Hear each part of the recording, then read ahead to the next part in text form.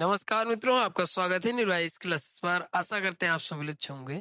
जैसे कि हमारी बात चली थी यूपी होमगार्ड पर। यूपी होमगार्ड में जो है जो जीएस पूछी जा रही है, जो यूपीपी के द्वारा जो पूर्व की परीक्षाओं में प्रश्न पूछेंगे, क्योंकि यूपीपी ही संस्था जो है यूपी होमगार्ड का पेपर लेगी।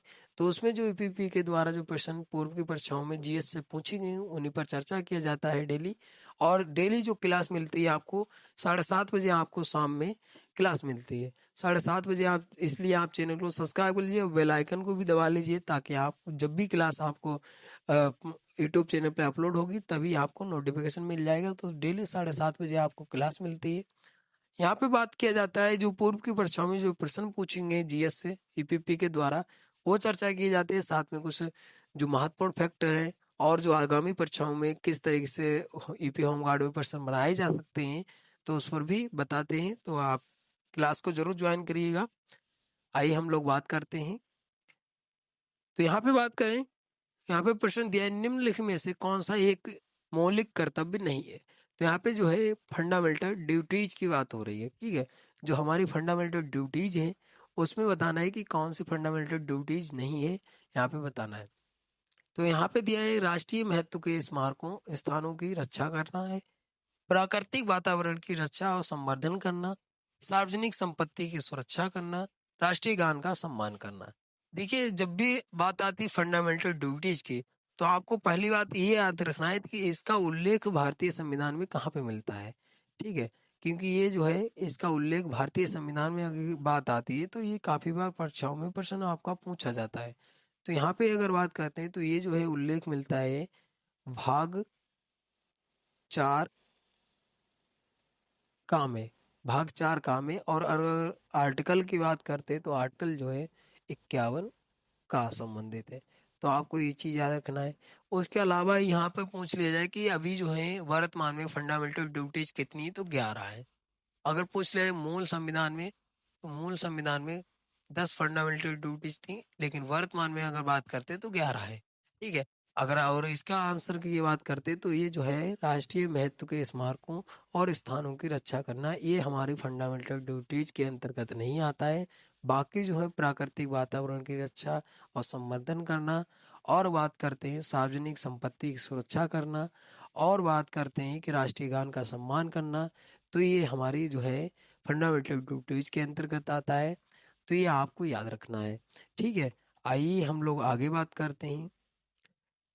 आगे बात करें, बहुत ही महत्वपूर्ण प्रश्न है। तो यहाँ पे दिया है निम्नलिखित में से कौन राष्ट्रपति के प्रसाद पर्यंत अपना पद धारण करता है। तो मतलब यहाँ पे बताना है कि जो प्रेसिडेंट होता है, जो राष्ट्रपति होता है, वो जो है उसके प्रसाद पर्यंत जो है पद धारण करता है। एक ऐसा संवैधानिक पद है। पहली बात तो यहाँ पे जो पद दिए हैं वो संवैधानिक पद है।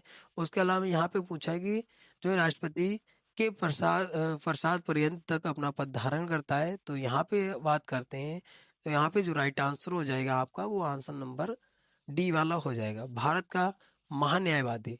देखिए, भारत का महान्यायवादी, ये प्रश्न काफी बार परीक्षाओं में पूछा जाता है कि भारत का जो महान्यायवादी होता है उसका उल्लेख भारतीय संविधान में कहाँ पे मिलता है। जब भी भारतीय संविधान की बात आती है तो आपको ये याद रखना है कि इसका उल्लेख कहाँ पे मिलता है। तो अनुच्छेद जो 76 है, इसमें महान्यायवादी की बात की गई है। ठीक है, और यहाँ पे जब महान्यायवादी कौन बनता है, तो महान्यायवादी जो सर्वोच्च न्यायालय का न्यायाधीश की योग्यता रखता है वही महान्यायवादी बनाया जाता है। ठीक है, आपको ये चीज याद रखनी है। ठीक है, और उसके अलावा यहीं पे बात करते हैं लोकसभा अध्यक्ष वर्तमान में कौन है। तो लोकसभा अध्यक्ष की जब बात आती है तो ओम बिरला जी जो है लोकसभा अध्यक्ष हैं। उसके अलावा बात करते हैं मुख्य निर्वाचन आयुक्त कौन है। तो यहाँ पे बात करते हैं जो मुख्य निर्वाचन आयुक्त जो है वो कौन है, ज्ञानेश कुमार जी हैं। और बात करते हैं ये सबसे महत्वपूर्ण जो पद रहता है वो भारत का नियंत्रक महालेखा परीक्षक, मतलब केग की बात होती है। जब भी केक की बात होती है तो ये जो भारत के जो भी राज्य और केंद्र की जो लेखा जोखा होता है, जो वित्तीय लेखा जोखा होता है, वो यही रखता है। अब यहाँ पे एक ये जो है संवैधानिक एज यही पूछा जाता है ये कैसा पद है, तो ये संवैधानिक पद है। जब भी संवैधानिक पद होगा तो भारतीय संविधान में कहीं ना कहीं इसका उल्लेख जरूर मिलता होगा।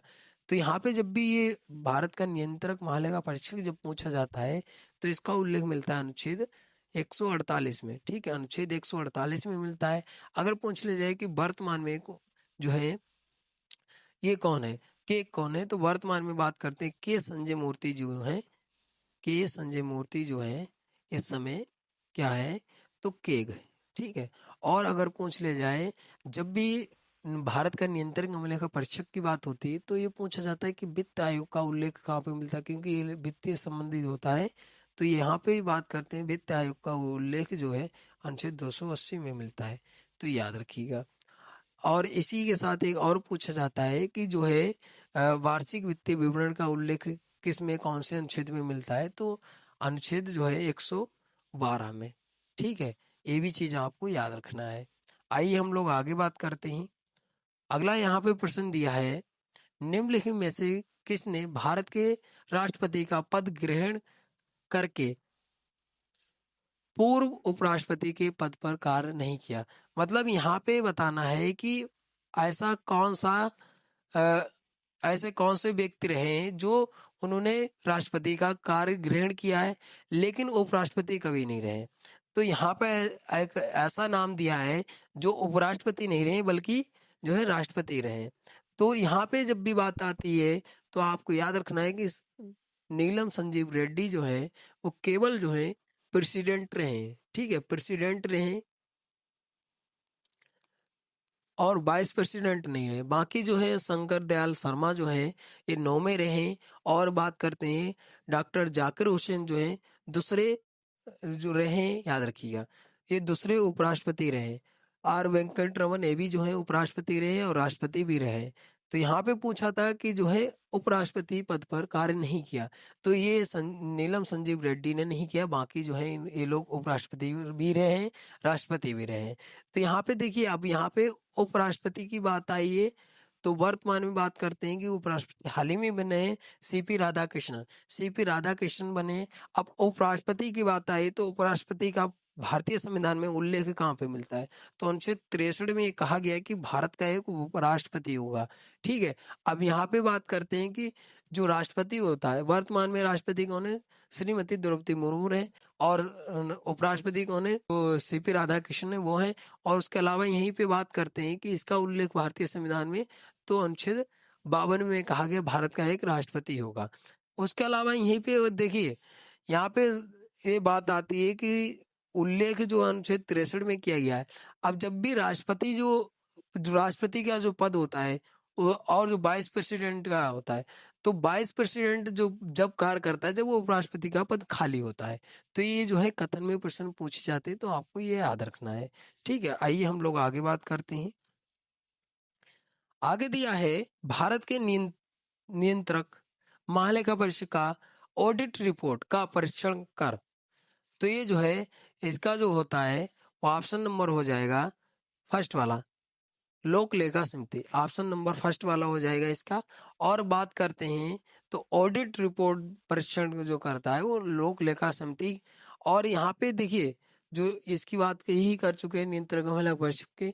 उसके अलावा बात करते हैं लोक लेखा समिति। तो लोक लेखा समिति में जो है टोटल कितने सदस्य होते हैं, तो 22 सदस्य होते हैं। लेकिन 22 सदस्य में से जो है अलग अलग जो सदन होते हैं, संसद के जो सदन है लोकसभा राज्यसभा, तो उसमें बात करते हैं तो राज्यसभा जो लोकसभा होती है, जो लोकसभा के होते हैं 15 सदस्य और राज्यसभा के होते हैं जो 7 सदस्य होते हैं इसमें। वैसे ही अगर बात करते हैं लोक उपक्रम समिति की बात करते तो इसमें भी 22 सदस्य होते हैं।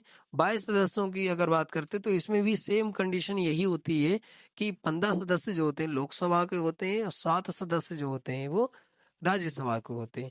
और बात करते हैं जो प्राक्कलन समिति है, प्राक्कलन समिति में ये इसमें केवल 30 सदस्य होते हैं और 30 सदस्य जो होते हैं वो लोकसभा के ही होते हैं। तो ये भी आपको बात याद रखनी है। आइए हम लोग आगे बात करते हैं।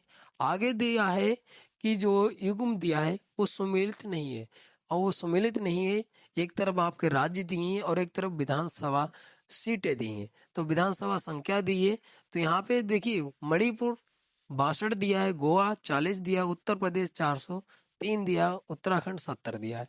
तो देखिए यहाँ पे जो है सुमेलित नहीं है तो सुमेलित की बात आती है तो मणिपुर, जो मणिपुर है उसमें 60 है बल्कि 62 नहीं है। तो यहाँ पे 62 दिया था तो ऑप्शन नंबर ए वाला सही हो जाएगा। इसका नहीं पूछा था तो इसका जो राइट आंसर हो जाएगा वो आंसर नंबर मणिपुर में जो है 60 विधानसभा सदस्य संख्या है। ठीक है, ये चीज आपको याद रखना है। बाकी जो है सही सुमेलित हैं। अभी हाल ही में जो है बिहार चुनाव हुआ है, बिहार चुनाव में जो है अभी आपको कमेंट करके बताना है बिहार में जो है कितनी विधानसभा सीटें हैं, आपको बताना है। आइए आगे बात करते हैं, निम्नलिखित में से कौन सा भारतीय अर्थव्यवस्था का मुख्य लक्षण है। तो भारतीय अर्थव्यवस्था का मुख्य लक्षण जो बताना है वो कौन सा है। तो यहाँ पे पूंजीवाद अर्थव्यवस्था है, समाजवादी अर्थव्यवस्था है, मिश्रित अर्थव्यवस्था है, उपरोक्त में से कोई नहीं है। तो यहाँ पे जब भी भारतीय अर्थव्यवस्था की जो इंडियन इकोनॉमी की बात आती है तो यहाँ पे याद रखना है कि मिश्रित मिश्रित अर्थव्यवस्था है। ऑप्शन नंबर सी वाला सही हो जाएगा। ठीक है, ऑप्शन नंबर सी वाला सही हो जाएगा। आइए हम लोग आगे बात करते हैं। आगे दिया है बुशमैन जनजातियां किस क्षेत्र के आसपास घूमती हैं। तो जो बुशमैन जनजाति है वो किस क्षेत्र के आसपास घूमती है ये बताना है। तो इसका जो राइट आंसर हो जाएगा वो आंसर नंबर डी वाला हो जाएगा, कालाहारी मरुस्थल। और कालाहारी मरुस्थल जो है कहाँ है, तो अफ्रीका में है। ठीक है, अफ्रीका में है और इसी के आसपास ये घूमती है, याद रखिएगा। अब यहाँ पे देखिए, यहाँ पे सारा मरुस्थल जो दिया है, सारा मरुस्थल जो है सबसे बड़ा मरुस्थल है। ये भी पूछा जाता है कि विश्व का सबसे बड़ा मरुस्थल कौन सा है, तो सारा मरुस्थल है। उसके अलावा बात करते हैं कि भारत में कौन सा है, तो थारो। ठीक है, आइए यहाँ पे देखिए अगला प्रश्न दिया है, मट्टला अंतरराष्ट्रीय हवाई अड्डा कहाँ स्थित है। तो ये जो है अंतरराष्ट्रीय हवाई अड्डा है वो कहाँ है, तो श्रीलंका में, श्रीलंका में है। ऑप्शन नंबर वी वाला सही हो जाएगा। आइए आगे हम लोग बात करते हैं। अगला यहाँ पे दिया है तंजोर। तंजोर जो है, यहाँ पे तंजोर बताना है कि कला किस भारतीय राज्य से संबंधित है। तंजोर जो है किस भारतीय राज्य से संबंधित है। तो यहाँ पे देखिए तंजोर की जब बात आती है तो यहाँ पे जो है तमिलनाडु, तमिलनाडु याद रखिएगा। ऑप्शन नंबर ए वाला सही हो जाएगा, इसका ऑप्शन नंबर ए वाला सही हो जाएगा। आइए हम लोग आगे बात करते हैं। आगे कुछ महत्वपूर्ण प्रश्न है उस पर भी देख लेते हैं। यहाँ पे सिंधु दर्शन उत्सव भारत के किस भाग में मनाया जाता है, यहाँ पे बताना है। तो ये जो है सिंधु दर्शन उत्सव जो है वो कहाँ मनाया जाता है, एक ये बताना है। तो यहाँ पे जो है मनाया जाता है, ऑप्शन नंबर सी वाला सही होगा, लद्दाख में, जो यूनियन टेरिटरी है लद्दाख, उसी में मनाया जाता है। ठीक है, अभी जो है लद्दाख में जिले भी बनाए गए थे, तो ये भी आपको याद रखना है। आइए हम लोग आगे बात करते हैं। आगे बात करें, स्वामी विवेकानंद द्वारा निम्नलिखित में से कौन सा नारा दिया गया था। तो स्वामी विवेकानंद के द्वारा एक नारा दिया गया था, वो कौन सा दिया गया था। अब देखिए यहाँ पे एक पॉइंट और महत्वपूर्ण बन जाता है, इन्होंने एक रामकृष्ण मिशन चलाया था, तो वो भी एक पर्सन पूछा जाता है। तो इनके द्वारा जो है, उठो जागो अपने लक्ष्य की प्राप्ति तक मत रुको। तो ये नारा बहुत ही प्रसिद्ध है इनका। तो ये याद रखिएगा कि उठो जागो और जो है अपने लक्ष्य की प्राप्ति तक मत रुको। तो ये नारा एक मोटिवेशन नारा है और ये स्वामी विवेकानंद के द्वारा दिया गया था। और इनका जो है जन्म हुआ था 12 जनवरी। तो 12 जनवरी को राष्ट्रीय युवा दिवस के रूप में भी मनाया जाता है, राष्ट्रीय युवा दिवस के रूप में भी मनाया जाता है। ये भी चीज आपको याद रखना है, राष्ट्रीय युवा दिवस। और अभी आ भी रहा है तो ये पूछा भी जा सकता है। ठीक है, ये आपको याद रखना है।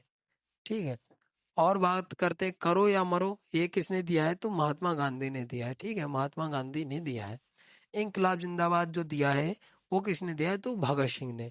ठीक है, और तुम मुझे खून दो मैं तुम्हें आजादी दूंगा, तो ये जो है सुभाष चंद्र बोस जी का नारा है। ये भी चीज आपको याद रखनी है। ठीक है, आइए हम लोग आगे बात करते हैं। आगे कुछ महत्वपूर्ण प्रश्न है उस पर चर्चा करते हैं।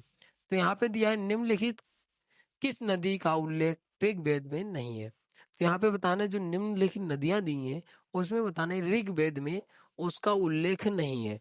और एक प्रश्न पूछा गया था, अगर आपने कल की क्लास में देखा होगा, तो एक प्रश्न पूछा गया था, जो ऋग्वेदी जो सभ्यता है, वैदिक काल सभ्यता है, वो उसमें ये बताना है कि वैदिक काल जो है वो किस नदी के किनारे विकसित हुआ था। ये प्रश्न पूछा गया था पूर्व की परीक्षाओं में। आज पूछा गया कि ऋग्वेद में कौन सा किस नदी का उल्लेख नहीं मिलता है। तो यहाँ पे जब भी बात आती है नदी, तो यहाँ पे ये जो है कृष्णा नदी का उल्लेख नहीं मिलता है। बाकी सरस्वती, यमुना और सिंधु, इनका उल्लेख मिलता है। सरस्वती नदी के किनारे वैदिक सभ्यता विकसित हुई थी, ये याद रखिएगा आप लोग। तो यहाँ पे जो है राइट आंसर आपका बी वाला सही हो जाएगा। आइए हम लोग आगे बात करते हैं। आगे बात करें, निम्नलिखित में से कौन सा शब्द 42वें संविधान संशोधन के दौरान प्रस्तावना में जोड़ा गया था? तो यहाँ पे बताना है कि जो 42 जो संशोधन अमेंडमेंट हुआ था, कब हुआ था? तो 1976 में। जब 1976 में ये होता है, तो ये प्रस्तावना जो प्रेम्बल है, जो उद्देश्य क्या है, उसमें एक शब्द जोड़ा गया था। कौन सा? तो एक शब्द जो प्रस्तावना में जोड़ा गया था वो पंथ निरपेक्ष जोड़ा गया था। उसके अलावा 3 शब्द इन संशोधन के द्वारा 3 शब्द जोड़े गए थे। कौन कौन से जोड़े गए थे? तो आइए हम लोग बात कर लेते हैं। तो इसमें जो है एक शब्द जोड़ा गया था अखंडता, अखंडता जोड़ा गया था। एक पंथ निरपेक्ष जोड़ा गया था, पंथ निरपेक्ष। और तीसरा जो शब्द जोड़ा गया था वो जोड़ा गया था समाजवादी। ठीक है, ये शब्द जो है प्रेम्बल में जोड़े गए थे। कब? तो 42वें संविधान संशोधन के द्वारा 1976 में। उसके अलावा इसी को जो है, जो 42वां संविधान संशोधन अधिनियम है, उसी को जो है लघु संविधान भी कहा जाता है, क्योंकि इसके द्वारा बहुत सारे परिवर्तन किए गए थे। ठीक है, तो यहाँ पे जो है कौन सा? तो पंथ निरपेक्ष आंसर सही होगा। उसके अलावा यहीं पे बात करते हैं, जब प्रेम्बल की बात आई, तो प्रेम्बल में जब बात पूछी जाती है कि कितने प्रकार के न्याय की बात की गई है, तो 3 प्रकार के न्याय की बात की गई है। कौन से? तो सामाजिक, आर्थिक और राजनीतिक न्याय की बात की गई है। अगर पूछ लिया जाए कितने प्रकार के स्वतंत्रता की बात की गई है, तो 5 प्रकार के स्वतंत्रता की बात की गई है। और पूछ लिया जाए कितने प्रकार के समानता की बात की गई है, तो 2 प्रकार के समानता की बात की गई है प्रेम्बल में। और अगर पूछ लिया जाए कि प्रेम्बल इसका स्टार्टिंग कहाँ से होता है, तो बात करते हैं कि जो 9 दिसंबर 1946 को संविधान सभा की पहली बैठक होती है, वो उसके बाद जो है डॉक्टर सचिदानंद सिन्हा को अस्थायी सदस्य चुना गया। ठीक 2 दिन के बाद 11 दिसंबर को जो बैठक होती है, उस दिन जो है स्थायी अध्यक्ष जो किसको चुना गया, तो ये जो है डॉक्टर राजेंद्र प्रसाद को चुना गया। ठीक जो है 2 दिन के बाद 13 दिसंबर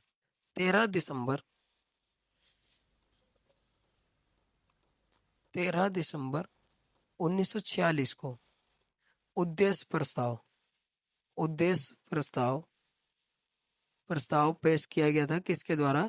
तो जवाहरलाल नेहरू के द्वारा। और ये जो उद्देश्य प्रस्ताव पेश किया गया था, इसी को आगे चलकर जो है उद्देश्य का नाम दिया गया। और इसको जो है संविधान सभा के द्वारा मान्यता कब मिली? तो जुलाई 1947 में। ठीक है, जुलाई 1947 में इसको मान्यता दी गई संविधान सभा के द्वारा। तो ये भी आपको याद रखना है। ठीक है, तो आपको ये प्रस्तावना के बारे में पता चल गया, कितने शब्द जोड़े गए थे, कौन से संविधान संशोधन द्वारा कब जोड़े गए, और जो है उद्देश्य प्रस्ताव को जो है उद्देश्य का नाम दिया गया, उद्देश्य का को ही प्रस्तावना। आगे बात करते हैं, गांधी जी को चंपारण आने का आमंत्रण किसने दिया था? तो गांधी जी जो चंपारण गए थे, ठीक है, जो नील की खेती के लिए ये जो है चंपारण जो सत्याग्रह चलाया गया था, इसलिए बुलाया गया था। किसके द्वारा बुलाया गया था ये पूछा है, तो जो है राजकुमार शुक्ल के द्वारा बुलाया गया था। ठीक है, ऑप्शन नंबर ए वाला सही हो जाएगा। अब देखिए, यही जो है चंपारण जो सत्याग्रह है, सबसे पहले महात्मा गांधी के द्वारा जो है 1917 में चलाया गया था। और एक प्रश्न हालांकि बहुत रेयर पूछा जाता है कि महात्मा गांधी ने जो है लंगोटी कब से स्टार्ट की, तो चंपारण सत्याग्रह से बांधना लंगोटी स्टार्ट की थी, क्योंकि ये वकील थे। और वकील का जो पहनावा होता है आप सभी को पता है कि कोट वगैरह होता है ब्लैक कलर का। तो वो जो है किसानों को बहुत ये लोग, ये जो गांधी जी थे, वो अपने मतलब वही वकील के प्रोफार्मा में गए थे। लेकिन जो किसान थे वो थोड़ा सा डरते थे।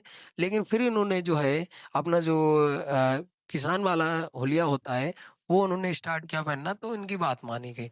फिर उन्होंने जो है पहला ही सत्याग्रह चंपारण सत्याग्रह था जो महात्मा गांधी के द्वारा संचालित किया गया था। और उनको जो है राजकुमार शुक्ल ने बुलाया था। ठीक है, आपको याद रखना है। अब जो भी यहाँ पे जो है महात्मा गांधी का चंपारण सत्याग्रह की बात आई है, तो कुछ सत्याग्रह आइए उनके बारे में चर्चा कर लेते हैं।